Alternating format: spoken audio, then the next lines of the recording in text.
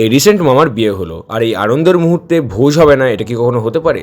তাই বিয়ের ভোজ খেতে চলে এসেছিলাম মামার বাড়িতে। তো খাবার আইটেম কি কি ছিল আর কেমন ভাবে দিনটা কাটালাম সেটাই তোমাদের সঙ্গে এখন এই ব্লগে শেয়ার করতে চলেছি। আর হ্যাঁ, don't forget to like, you miss that. তো চলো শুরু করা যাক। অনেক ভিউয়ার্সদেরই মনে হতে পারে যে বিয়ের আয়োজন তাহলে এত ফাঁকা ফাঁকা কেন, মানুষজন তো অনেক থাকার কথা। আসলে এই বছর রমজান মাসেই মামা বিয়েটা সেরে ফেলে, কিন্তু তার ভোজ খাওয়ানোটা বাকি ছিল, সেটারই এখন অ্যারেঞ্জমেন্ট করা হচ্ছে, তার জন্য এত ফাঁকা ফাঁকা লাগছে। আস্তে আস্তে মানুষ আসবে যদিও। তো এই কড়াই হচ্ছে ডাল, আর একটু আগে যে কড়াইটা দেখালাম সেখানে তো মনে হয় ভাত রান্না হচ্ছিল, কারণ পানি পুরো টকবক করে ফুটছিল।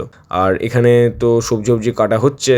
তো চলো একটু আশপাশটা দেখাই। তো খাওয়া দাওয়ার ব্যবস্থাটা এখানে করা হয়েছে, কিন্তু একটু সমস্যা হয়ে গেছে। সেটা হচ্ছে আগের দিন খুব বৃষ্টি হয়েছিল, তার জন্য এই মাটি এখনো শুকোয়নি। এবার এখানে বসতে কীভাবে দেওয়া যাবে মানুষদেরকে খাওয়ানোর জন্য, তার জন্য একটু সমস্যা হয়েছে। দেখতে পাচ্ছ পুরোপুরি একদম ভিজে আছে, কাদা হয়ে আছে। তো এই জায়গাটা তো পুরোটাই ফালতু হয়ে গেল। তো এটা নিয়েই সবাই একটু টেনশন আছে যে কী করা যেতে পারে। আমি একটু হেল্প করবো ভাবছি, হেল্প তো করতেই হবে। জায়গা বলতে সামনের টুক যে জায়গাটাতে রান্না করা হচ্ছে সেখানে তো খাওয়ানো যাবে না, কারণ সেখান থেকে তো খাবার এনে মানুষদেরকে সার্ভ করবে, এরা তো যাওয়া আসা করবে। তো এখানে তো হবেই না, আর জায়গাটা খুব কম।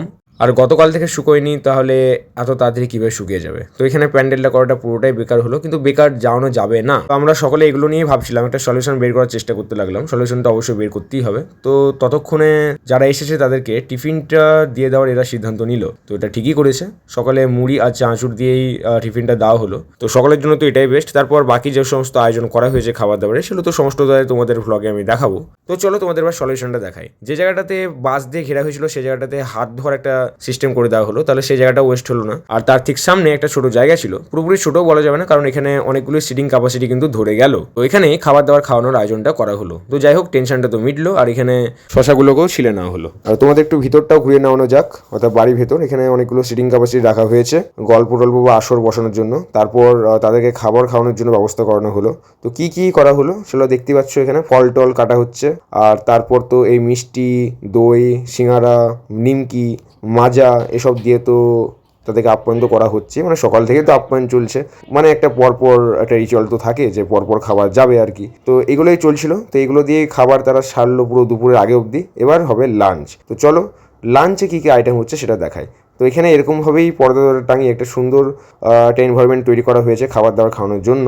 ঠিক বাড়ির পাশেই সুন্দর ভাবে এঁটে গেছে ছোটো জায়গার মধ্যেই। খাবারে ছিল ভাত, ফ্রাইড রাইস, মাংস এক্সেট্রা বাগেরা বাগেরা। লাঞ্চের পর্ব শেষ হতেই মামাকে টাটা বাই বাই করে বেরিয়ে পড়লাম বাড়ির জন্য। কারণটা হলো আমার কলেজে ইন্টারনাল পরীক্ষা খুব তাড়াতাড়ি শুরু হতে চলেছে, আর পড়া অনেকটা বাকি আছে, সেগুলো করতে হবে। অ্যান্ড আবার নেক্সট দিন স্কুলও ছিল। স্কুলও মানে আমি স্কুলে ভর্তি হয়নি ভাই, আমি টিচার হিসেবে জয়েন করেছি as a English and science teacher. তো আমার তো স্কুল এখন কামাই করা যাবে না, নইলে মাইনে কাটা যাবে। তো আমি এখন বেরিয়ে পড়লাম সুন্দর এই ওয়েদারের মধ্যে দিয়ে। মনে হচ্ছে একটু পরে বৃষ্টি নামবে, তো বৃষ্টি নামুক, মন থেকে চাইছি, তাহলে একটু ঠান্ডা হবে হয়তো, কারণ এত যা গরম বুঝতেই পারছো। তো দেখতে পাচ্ছ এই মেঘলা আকাশটাকে কতটা সুন্দর লাগছে দেখতে। আর যখন এই ঠান্ডা হাওয়াটা অনুভব করতে পারো তখন কেমন লাগে সেটা নিশ্চয়ই কাউকে আর বলতে হবে না।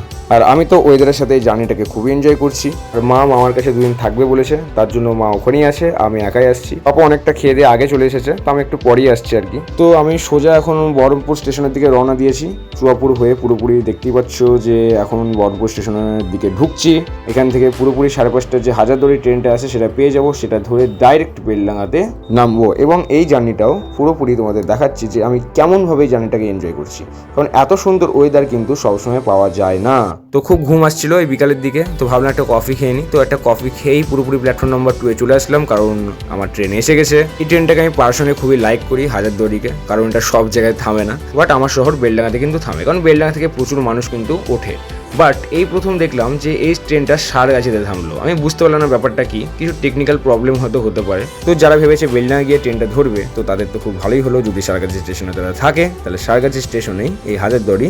বাট আমি কাউকে উঠতেও দেখলাম না, নামতেও দেখলাম না। এটা খুব ন্যাচারাল, কারণটা হলো সাধারণত এই ট্রেনটা তো সারগাছি স্টেশনে থামেই না, ডাইরেক্ট বহরমপুর থেকে বেলডাঙ্গা।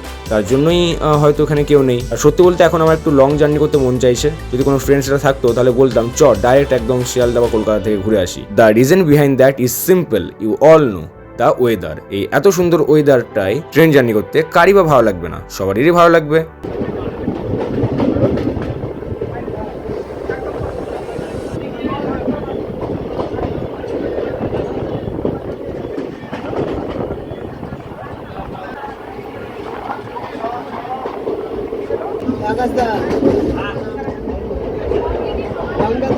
আকাশে তো খুব ঘন করে মেঘ করেছে, দেখে মনে হচ্ছে খুব ভালো বৃষ্টিই হবে। আমি এখন বেলডাঙ্গা স্টেশন নেমে পড়েছি। এখন অবধি কিন্তু বৃষ্টি আসেনি। এখন আমার কাছে ছাতাও নেই, তাই বৃষ্টি আসলে কিন্তু আমাকে কোথাও দাঁড়াতেই হবে।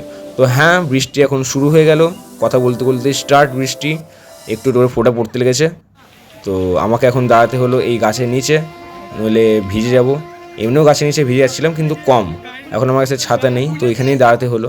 সবাই দেখতে পাচ্ছ ছাতা নিয়ে, আর যাদের কাছে ছাতা নেই তারা দৌড়াচ্ছে। আর এদিকে হাজারদুয়ারি এক্সপ্রেস ছেড়ে দিল নিজের গন্তব্যস্থানে যাওয়ার জন্য। তো আজকের ব্লগটা এত দূরই। কেমন লাগলো তোমরা অবশ্যই কমেন্টে জানাবে। And don't forget to like and subscribe. দেখা হচ্ছে নেক্সট ব্লগে।